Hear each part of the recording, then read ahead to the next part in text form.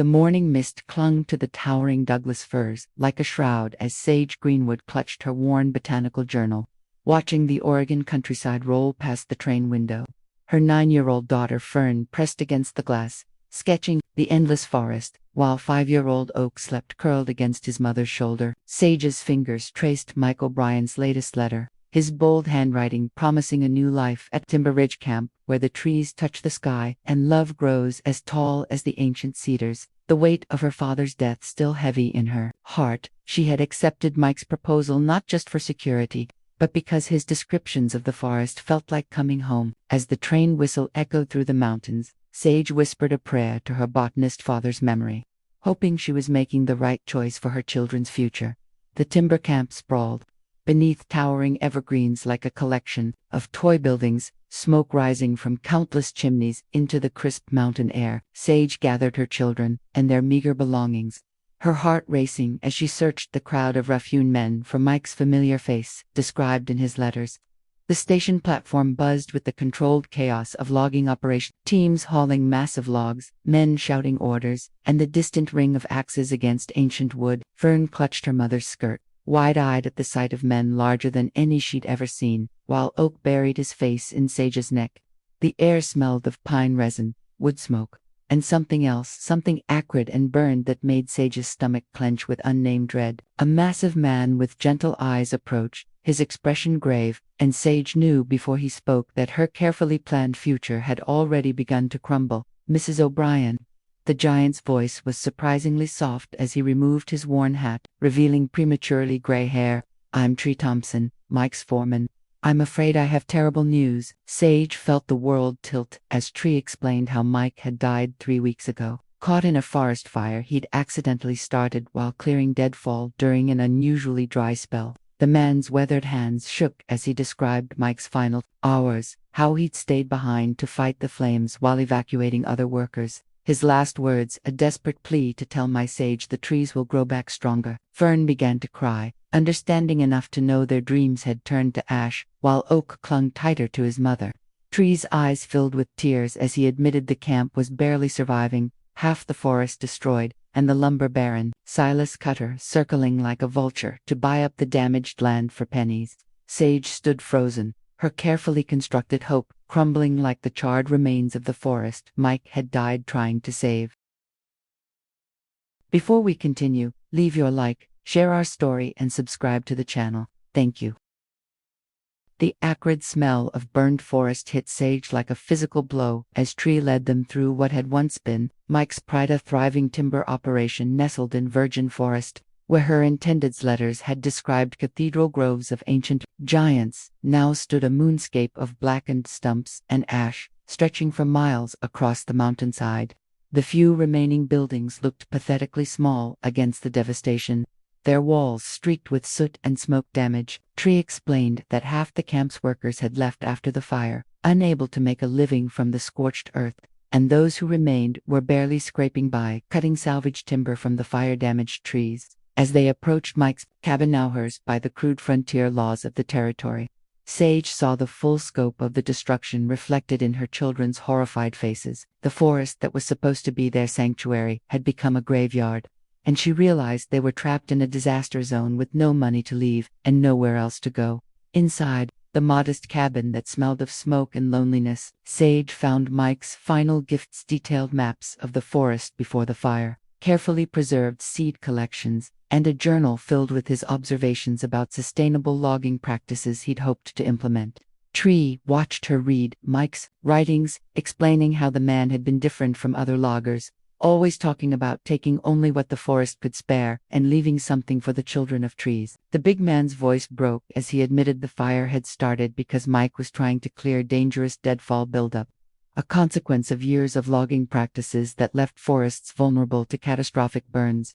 Sage's botanical training recognized immediately what Mike had been attempting, the kind of forest management her father had theorized about in his research but never seen implemented. As she read Mike's passionate notes about reforestation and selective cutting, she felt her father's scientific spirit stirring within her, whispering that perhaps this disaster could become an opportunity for rebirth rather than just destruction. The first night in the smoky cabin, Sage lay awake listening to her children's restless sleep while studying Mike's forest maps by candlelight. Through the thin walls, she could hear the remaining loggers drinking and arguing about whether to abandon the camp or fight Silas Cutter's attempts to buy them out for practically nothing.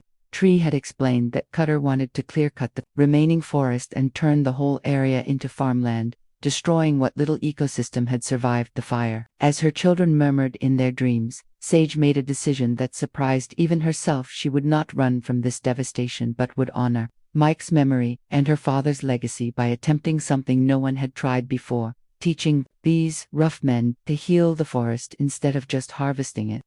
The thought terrified and exhilarated her in equal measure. But as she touched her father's botanical journal and Mike's seed collection, she felt the first stirring of hope since arriving in this burned landscape. Tomorrow she would begin the impossible task of turning destroyers into guardians, loggers into forest healers. Morning brought the sound of axes and saws as the remaining crew attempted to salvage timber from fire-damaged trees, their voices echoing hollowly across the scarred landscape. Sage, dressed carefully in her most practical clothes, braided her hair severely back, and gathered Mike's journals before approaching the worksite with Fern and Oak trailing behind her. The men stopped their work when they saw her, their expressions ranging from curious to skeptical to openly hostile at the sight of a city woman invading their domain. Tree introduced her formally, as Mike's intended, but she could see in their faces that they viewed her as another mouth to feed in an already desperate situation. When she announced her intention to help restore the forest using her father's botanical knowledge and Mike's notes, several men laughed outright, and one grizzled logger spat in the ash and declared that trees don't need no woman's tender touch to grow. Sage felt her cheeks burn with humiliation. But she stood straighter and replied with quiet authority that the current devastation proved they needed new approaches if they wanted to survive. Standing in the center of the burned clearing with hostile men surrounding her and her children clinging to her skirts, Sage made the choice that would define everything that followed. Instead of retreating to the safety of the cabin, she knelt in the ash and began explaining how fire could be nature's way of renewal rather than just destruction. Her voice growing stronger with each scientific principle she shared. She showed them Mike's notes about selective cutting and described her father's theories about forest succession, painting a vision of a timber operation that worked with natural cycles rather than against them. Tree stepped forward first, his massive frame casting a protective shadow over her and the children as he declared his willingness to try Miss Sage's green magic if it might honor Mike's memory. One by one, the desperate men began to listen more carefully, their mockery fading as she described sustainable practices that could provide steady work for generations rather than quick profits followed by barren land. When old Henrik the Sawyer asked what she needed to begin, Sage stood up with ash-stained knees and dirt under her fingernails. No longer the frightened mail-order bride, but a woman who had chosen to fight for the forest's future. She had crossed a line from which there would be no retreat. She was no longer just Mike's intended, but the leader of an impossible dream. The first weeks were a careful dance of proving herself while learning the harsh realities of logging life. Sage worked alongside the men from dawn to dusk, her soft hands quickly developing calluses as she learned to identify different tree species, assess soil conditions, and understand the complex ecosystem relationships her father had only studied in books. Fern became her eager assistant, her artistic eye perfect for mapping areas of natural regeneration, while Oak collected seeds and small plants with the focused intensity only a 5-year-old could maintain. Tree appointed himself her unofficial protector, quietly ensuring the other men treated her with respect while she demonstrated that her book learning could translate into practical force management. The first test came when she convinced them to leave a grove of fire damage but still living cedars rather than cutting them for easy timber, explaining how these survivors could serve as seed trees for natural regeneration. When several men grumbled about lost profits, Tree's gentle but firm support helped establish Sage's authority as someone worth listening to, even if her methods seemed revolutionary. As autumn painted the surviving forest in brilliant colors, Sage began to see signs that her impossible dream might actually work. The areas where they'd practiced selective cutting showed new growth emerging from the forest floor. Tiny seedlings pushing through the ash like green prayers answered. She established the camp's first tree nursery in a protected hollow, carefully, tending seedlings collected from the healthiest surviving trees while teaching the men to identify the species most likely to thrive in fire-scarred soil. Fern proved to have inherited her grandfather's scientific curiosity, documenting their progress in detailed drawings that showed the forest's slow but steady recovery.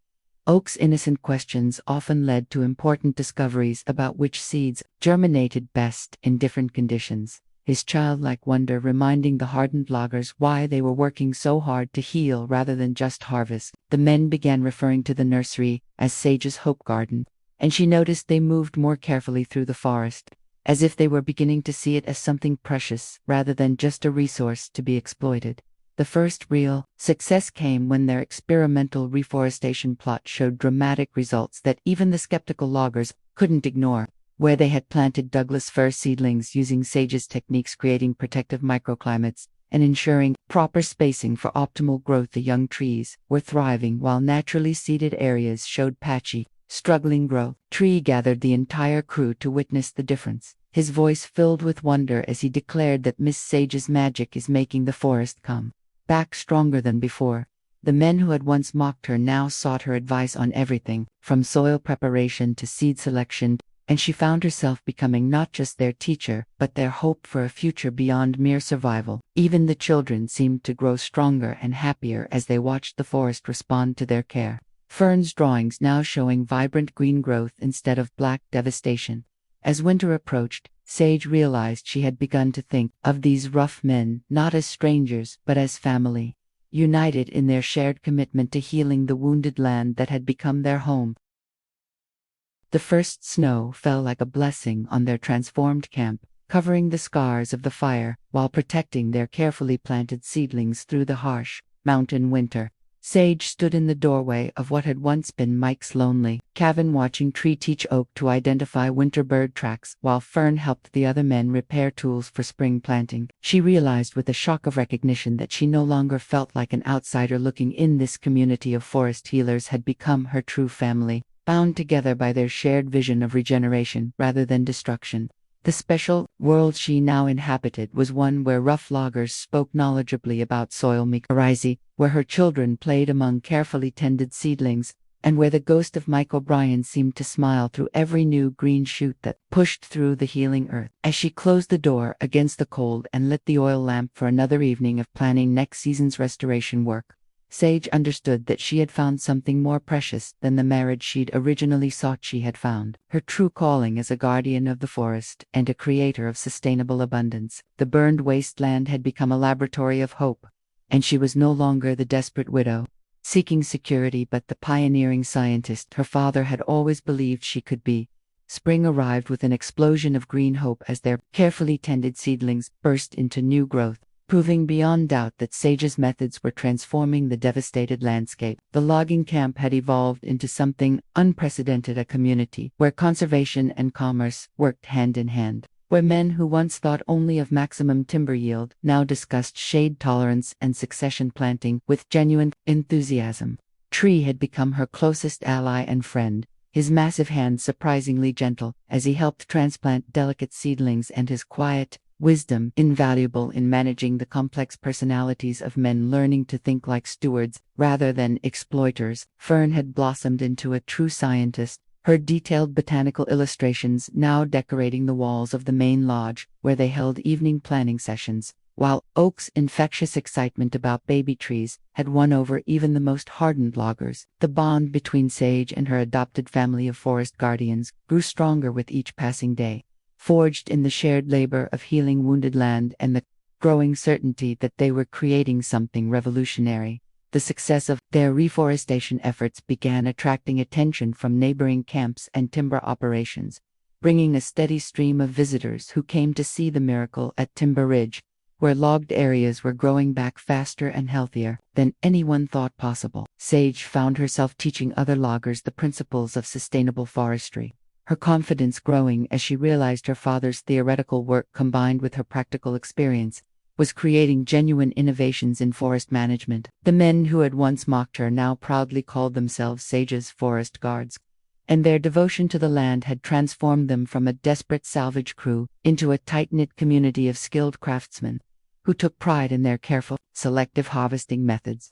Tree often marveled at how the work had changed them all, joking that they'd gone from being tree killers to tree kissers, while his own weathered face showed the deep satisfaction of work that healed rather than harmed. The children thrived in this environment of growth and learning, their laughter echoing through the recovering forest as they helped tend the expanding nursery that had become the heart of their operation. As summer brought the first timber harvest from their selectively managed plots, Sage watched with pride as her methods proved not only environmentally sound but economically viable. Their careful practices yielded higher quality lumber while leaving the forest healthier and more productive. For future generations, the community they'd built operated like a well-orchestrated dance, with each person contributing their unique skills to the shared goal of sustainable abundance. Trees, leadership and strength. Ferns, artistic documentation. Oaks, enthusiastic seed collecting, and the loggers' growing expertise in forest ecology. Evening gatherings had become cherished rituals, where they'd plan the next day's work while sharing meals around the communal fire. Their conversations ranging from technical discussions of mycorrhizal networks to gentle teasing about Oak's latest discovery of an interesting mushroom or unusual bird. Sage found herself laughing more than she had since her father's death, surrounded by people who shared her vision of humans living in harmony with nature rather than constantly battling it. The burned landscape that had once seemed like a symbol of hopeless destruction now looked like a canvas of unlimited possibility, marked everywhere by the green signatures of their careful restoration work. The arrival of Margaret Chen, a young Chinese-American photographer documenting the changing American West, brought an outside perspective that helped Sage realize how extraordinary their achievement had become. Margaret's camera captured not just the visual transformation of the forest but the human story of redemption and renewal, showing the world images of former loggers nurturing seedlings with the tenderness of parents caring for children.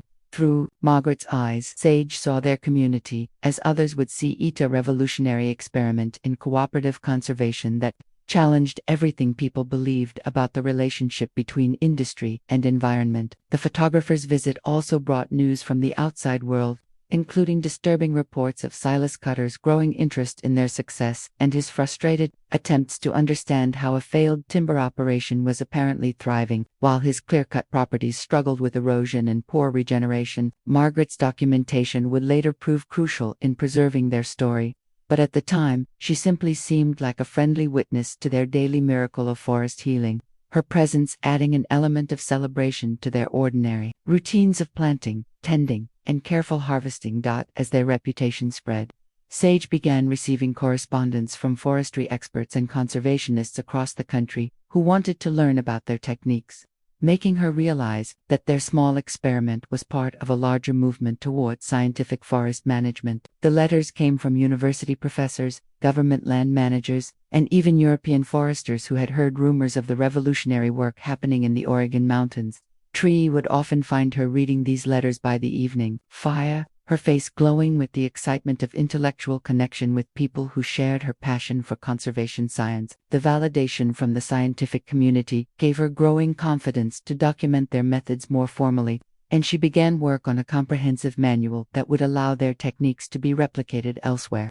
Fern helped with the detailed illustrations while Oak contributed his observations about which animals had returned to their healing forest, creating a family project that captured not just the technical aspects of their work but its emotional and spiritual dimensions as well. The moment Sage realized she had found her true home came during a late summer evening when she stood at the edge of their thriving nursery, watching Tree patiently teach Oak how to transplant delicate seedlings while Fern sketched the scene in her journal. The golden light filtering through the recovering forest canopy illuminated a community she had helped create. Rough men made gentle by their work as forest healers, children growing up with dirt under their fingernails and wonder in their eyes, and everywhere the green evidence of life triumphing over destruction. She felt Mike O'Brien's presence in the wind, through the trees, as if his spirit had guided her to fulfill his vision of sustainable forestry while creating the family she had never dared hope to find.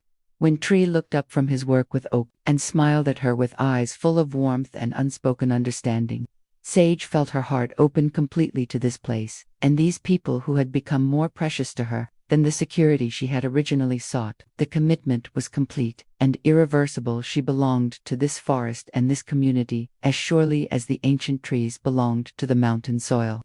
Her roots now too deep and strong to ever be transplanted. The first serious challenge to their paradise came in the form of a letter from Silas Cutter's lawyers, demanding a meeting to discuss the irregular ownership status of the timber rights and questioning the legal validity of Sage's claim to Mike's property. Tree found her staring at the official documents with trembling hands, her face pale as she realized that their entire experiment in sustainable forestry might be built on legally shaky ground.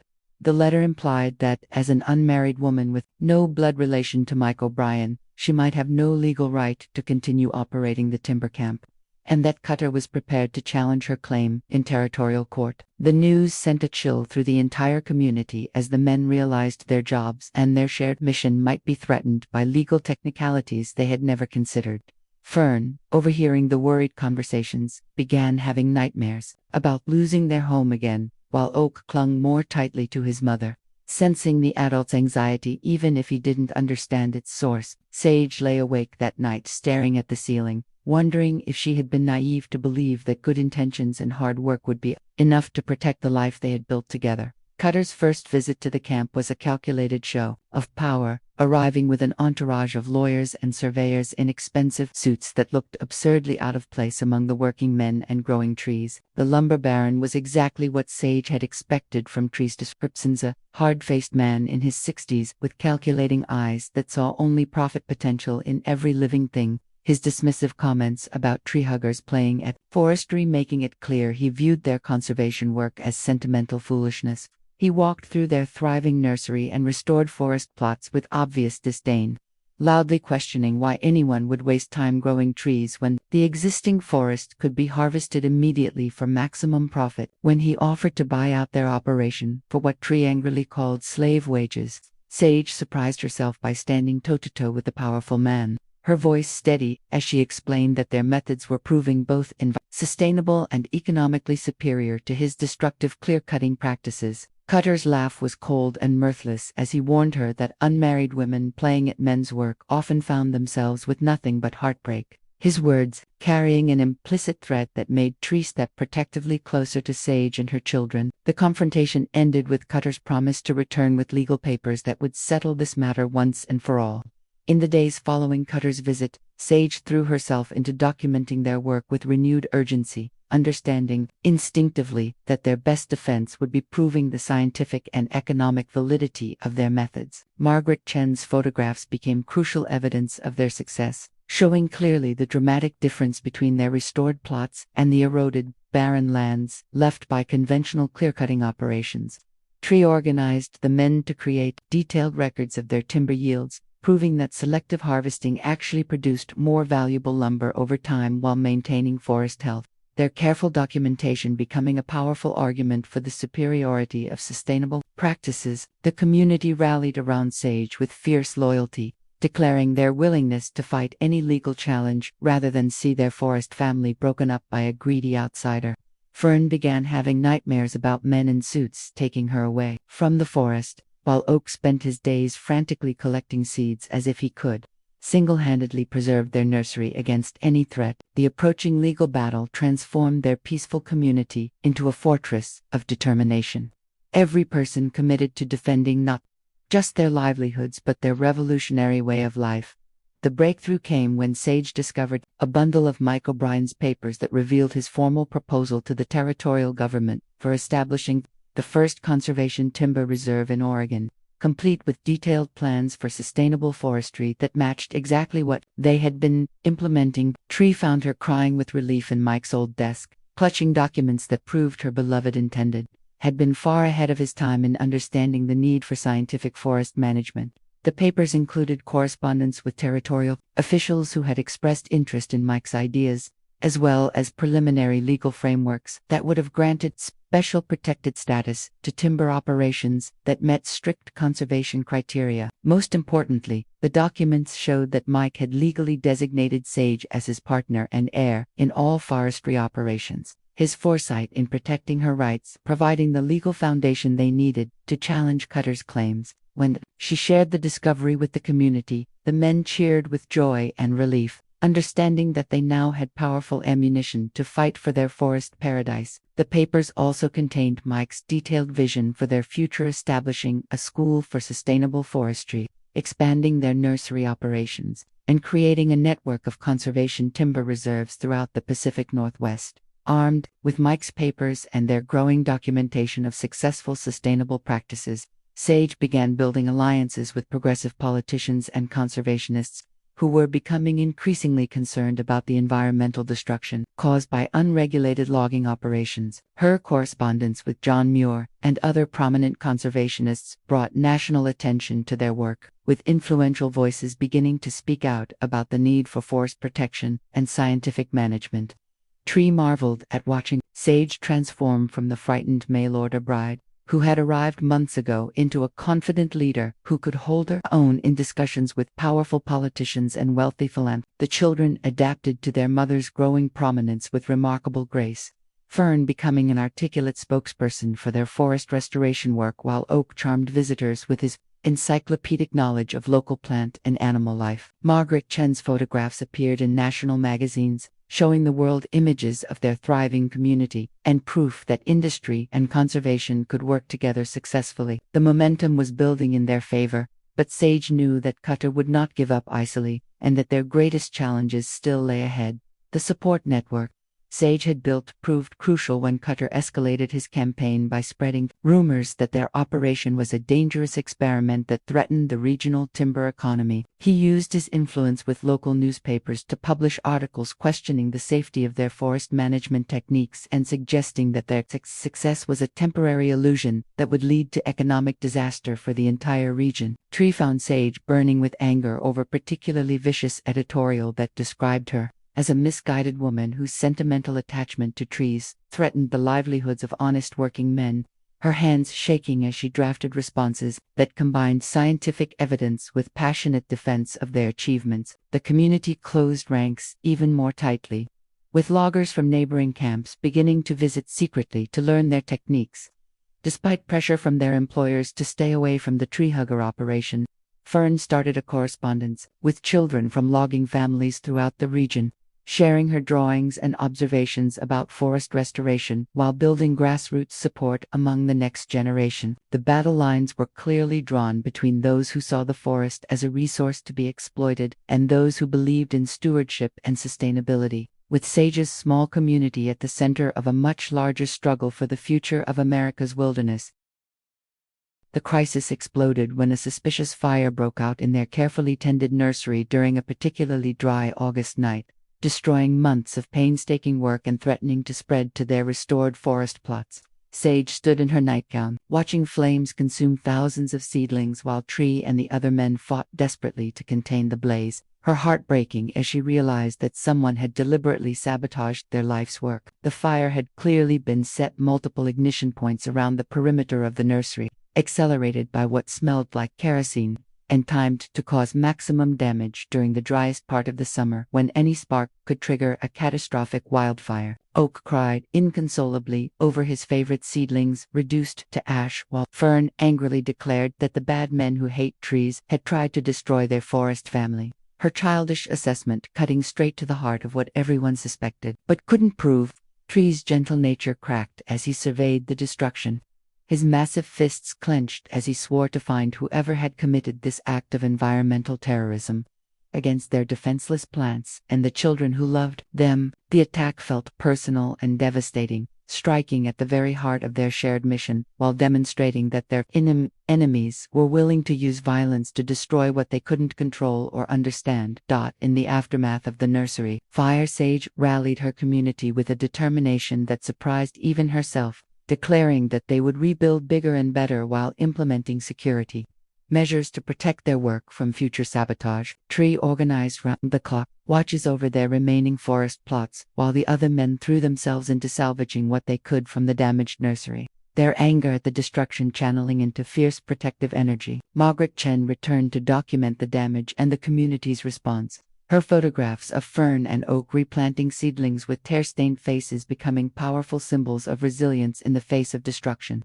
The fire had strengthened rather than broken their resolve, with neighboring communities sending donations of seeds, seedlings, and supplies to help rebuild what had been lost. Sage worked 18-hour days, replanting and organizing, her exhaustion evident in the dark circles under her eyes, but her spirit blazing, brighter than ever, as she refused to let terrorists destroy their vision of forest healing. The disaster had revealed the true depth of their community's commitment to each other and their shared mission, transforming them from a group of individuals into a genuine family united by common purpose. The investigation into the nursery fire brought unexpected allies when Territorial Marshal David Whitmore arrived to examine the evidence and quickly concluded that the arson was part of a larger pattern of intimidation tactics used by powerful lumber interests against smaller operations. Whitmore, a weathered lawman with a reputation for integrity, had been tracking similar incidents across the territory and recognized the fire as bearing all the hallmarks of Silas Cutter's previous enforcement actions against competitors who refused to sell out. His presence provided official validation of what everyone already suspected while offering legal protection that had previously been lacking, his badge and authority serving as a shield against further direct attacks. The marshal spent several days at the camp, documenting their sustainable forestry methods and expressing amazement at their successful restoration of fire-damaged land, his official reports providing crucial government endorsement of their techniques. Tree and the other men took comfort in having law enforcement on their side, while Sage found a kindred spirit in Whitmore's respect for both environmental conservation and social justice. The marshal's investigation would prove crucial in the coming legal battle, but his immediate impact was in giving the community confidence that they were no longer fighting alone against powerful enemies. As autumn arrived with its spectacular display of changing leaves, Sage received word that her work had attracted the attention of President Chester Arthur's administration, which was beginning to develop the first federal policies for forest conservation. The invitation to testify before a congressional Committee on Natural Resources represented both an incredible opportunity and a terrifying responsibility, as her testimony could influence national policy on forest management for generations to come.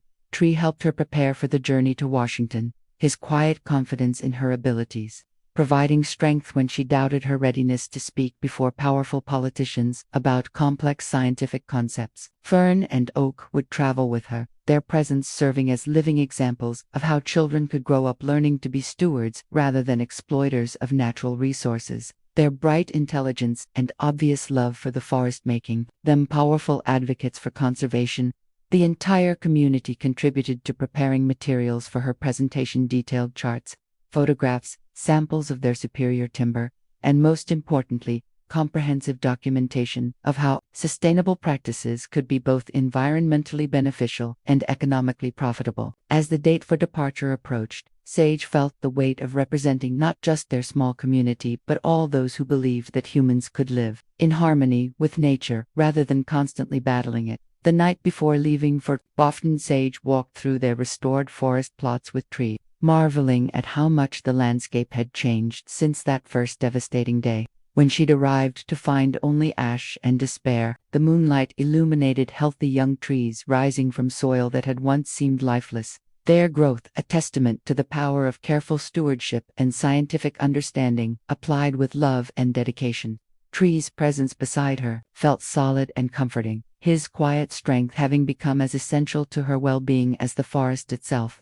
Though neither of them had spoken directly about the feelings that had grown between them during their shared work of healing the land, they walked in comfortable silence, punctuated by gentle observations about the progress of particular plantings and plans for expanding their operations. Their conversation, the kind that develops between people who share not just common work, but common dreams. When they paused at Mike O'Brien's grave, marked now by a thriving young cedar he had planted in his final months, Tree placed his massive hand gently on Sage's shoulder and promised to protect everything they had built while she fought their political battles in the nation's capital. The moment carried weight and promise, an unspoken understanding that their partnership had evolved beyond mere friendship into something deeper and more permanent, bound together by shared purpose and mutual respect.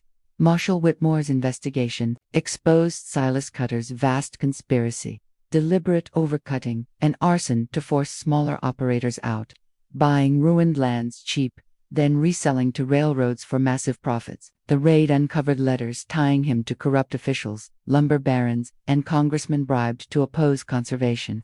Sage, shattered by the proof, realized Mike O'Brien's death was not an accident but murder hidden as disaster. The evidence made her testimony essential to revealing a network of environmental destruction, stretching from Oregon to Washington D.C. As they traveled east, Sage and her family became symbols of hope. Crowds greeted them at train stops, eager to hear Fern explain restoration, to watch Oak plant seeds, and to see Margaret Chen's photographs.